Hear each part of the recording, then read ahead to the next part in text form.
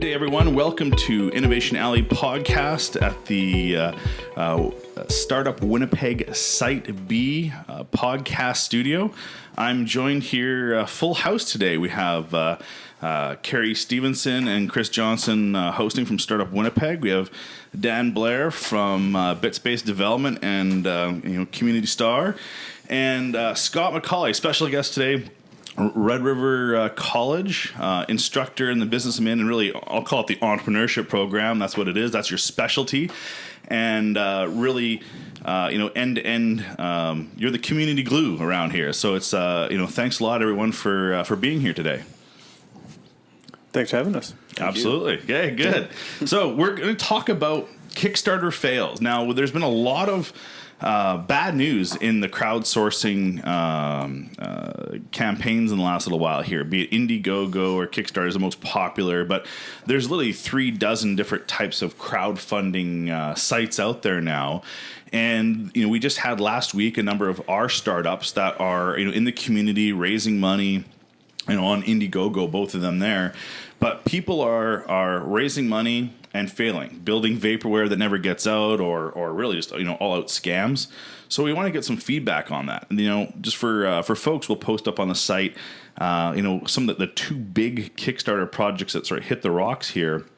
One's called Coolest, and it was a really fancy beer cooler, and they've run out of funds. And in order to keep the campaign going, they've said, well, wait a minute, all you campaign supporters, stay on hold. We're going to go on Amazon, sell some stuff, make some money so we can afford to get your product out. Not good, but not bad. No. And then Xano. Now, I'm not sure you guys heard about Xano. Xano, actually, I'm into that one for, I think, $600 for a drone. And same thing, it looked great. The video was awesome. It looked real. They had prototypes that were working. They said, don't worry, we just got to ramp up production. Then over the last year, I've been getting all these things like, production's good, but testing module's not working right. And, well, we're going to, start selling them by color instead of by location because we have to deal with that. And then we got a note saying, hey, congratulations, we're bankrupt. No further information coming. Everyone raises their hands, and then now we're learning that the person who founded the company, basically credit secured himself, and a large portion of the funds that are available and the equipment that's available is going back to the guy who backed it instead of the $4 million of crowdfunders who did something here. So there's a lot of negative things going on in the So why are we on a podcast instead of starting a startup? That's next. In hardware. Yeah. We're all doing sounds that like next. a good business model. Sounds like we just got to credit lock it and we're safe. Well, I participate in those all the time by giving out money and not getting anything back. So, well, the scam artists we can talk about in a bit, but from a startup perspective, Scott, we're seeing people they're learning to fail fast, fail cheap, right? Like a standard entrepreneurial startup mantra, but they're selling vaporware, it feels like, too fast, too soon, and they're not handling the bubble that happens. Like when they get the vaporware that people want, they can't seem to respond to demand. What are some of those key things a startup needs to think about when they've got the vaporware, but how do they make sure they can successfully get from that pitch to a real business? Yeah, execution is, you start to realize how important that is, and I think it's the ultimate entrepreneurial skill set, being able to execute on something. I'm a teacher. Am I ready to execute the next day on something? Am I ready to quit my job? But the ability to execute is incredible. And when you're looking at a product, it's very easy to get one prototype out there, but to scale up is huge.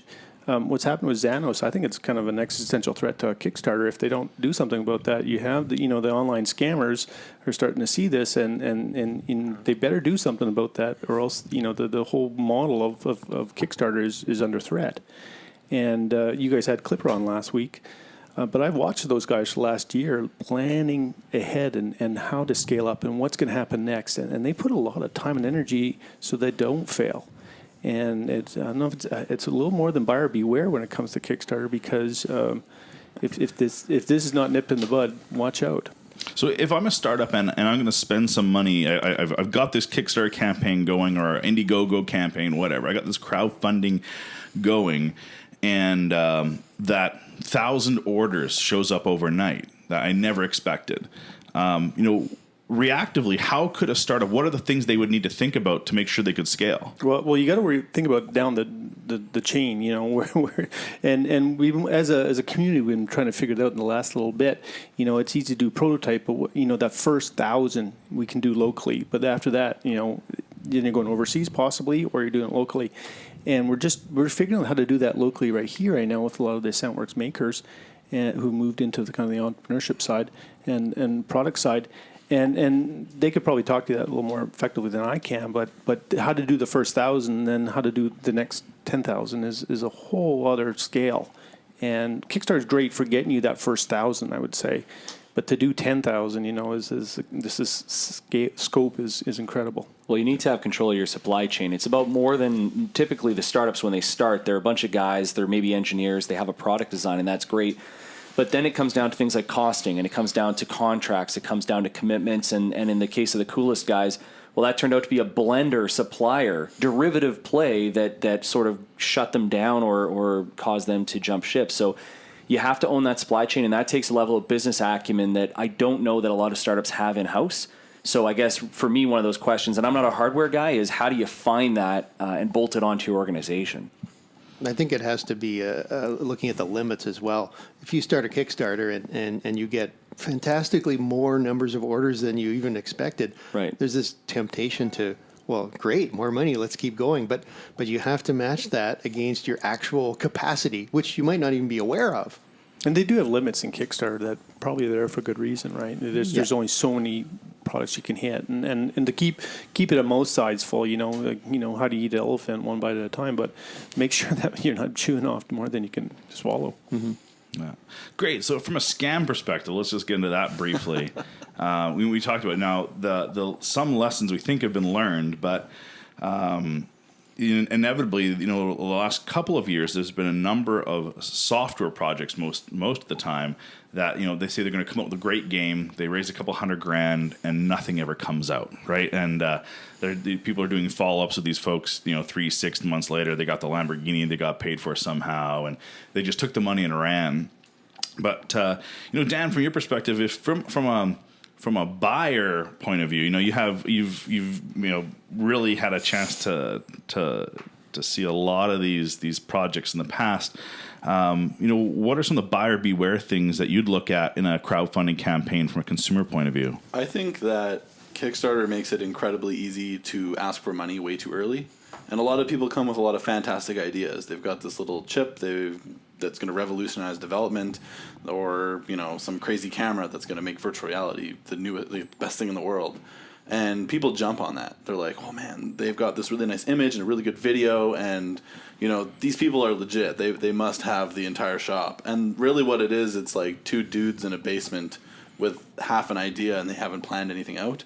So I think Kickstarter isn't as new. Like maybe at the very beginning it was more, kind of sketchy, but now things are getting very polished. So I think like from a buyer standpoint, it's very easy to create a very good looking campaign.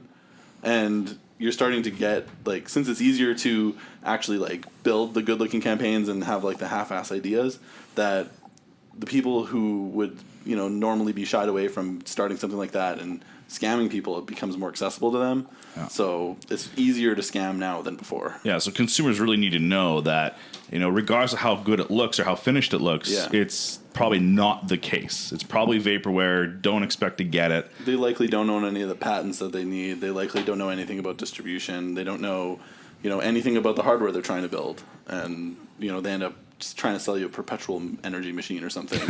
Yeah. I was reading through a study, and it's, I'll ask the question, quick roundtable. What percentage of Kickstarters do you think fail? If you had to pull a number I'd say out of the about air. 30 to 40%. 30 to 40. Well, on the ones that I've purchased, about 90%. Yeah, I have about a 10% success rate right so now. I would have thought the same, and I'm surprised to see that a very recent, one of the largest Kickstarter surveys ever shows that it's about 10%, 1 in 10. Wow. So lower than I would have expected. Yeah. And you have about a 13% chance of getting refunded. So a little higher than well, I failure guess rate. we look at more of some of the bigger campaigns, the ones who are raising $1 million. How many campaigns are out there to raise $500 to make a potato salad? Well, that's fair. The smaller projects, it says, are more at risk than the large ones. Yeah. So why might that be? The large ones are at risk. The smaller projects are more at risk than large ones, which also surprises me. Oh yeah, I'd say that makes sense for the fact that if you're looking for $500, Scott, you probably see Under that a lot, 1,000, right? they say, I'm going to start my business. I need $500 and somebody's help, and I'm going to make the next $10 million. Yeah. Just people Why couldn't you just borrow undersell that themselves. $500? Well, that's it. Well, and it notes the technology more. Undercapitalized. They're not too more likely serious to if they're fail. looking for $500, right? And they're right at the very beginning of their entrepreneurial career or their creative career, and they have zero execution, as opposed to the $1 million person, I assume, would have an organization and something behind it that they You would assume. Yeah, Maybe a bank account. There's also an effect with the sites themselves. Like some friends of mine over in Europe, they had a campaign on Indiegogo, and they pulled it the other day because the thing just stalled. They weren't making quite enough money, so they just never showed up on the search list. They were basically buried Kind of get digitally in the destroyed site. by the algorithms. Yes. Perfect. Well, thanks, guys. We're going to start talking about software MVPs. Sort of, dive into the next conversation here about the fact that, from this vaporware, how do you make sure, from a startup point of view, you're not building vaporware long term? You actually have a strategy for developing your MVP. And so, stay tuned. They'll be in our next module. Thank you.